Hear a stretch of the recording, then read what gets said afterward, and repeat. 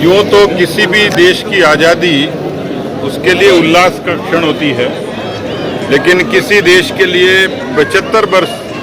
आज़ादी के ये महत्वपूर्ण होते हैं। और भारत के लिए इसलिए महत्वपूर्ण है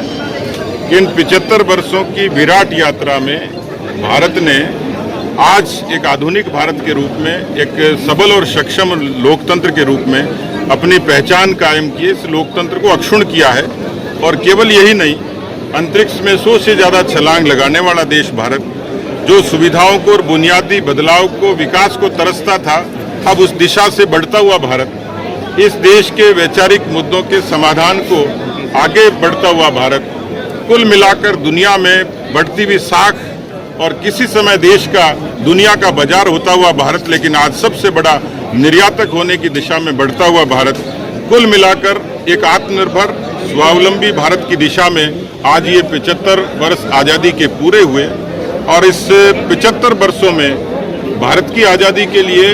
इस कालखंड में गौरव का दिन है आज, कि आज विश्व के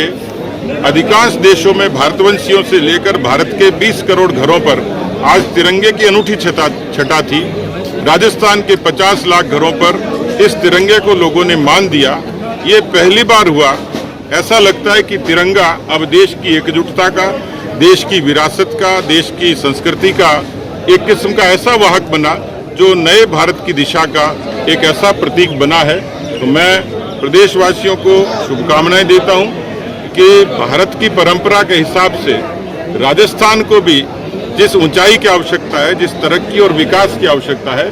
राजस्थान में भाईचारा कायम रहे, समरसता बढ़े और राजस्थान भी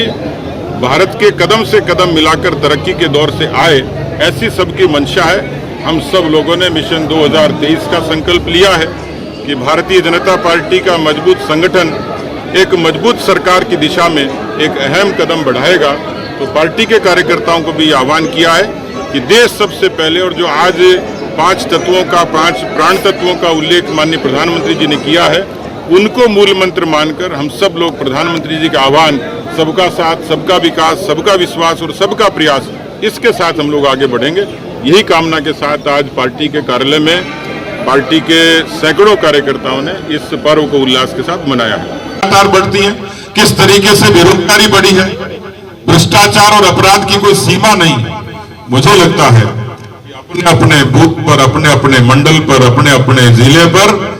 लोकहित के लिए आपको जागरण करने की आवश्यकता। आप सब लोग मिलकर इस सरकार के खिलाफ, इस आताई सरकार के खिलाफ, जो तुष्टीकरण की राजनीति करती है, जो विभेद की राजनीति करती है, जो बेरोजगारों के साथ अन्याय करती है, जो भ्रष्टाचार का जिसने पराकाष्ठा की है, मुझे लगता है कि भारतीय जनता पार्टी का कार्यकर्ता परिश्रम की पराकाष्ठा करेगा और 2023 में इस आताई, इस निरंकुश, इस आक्रमण ने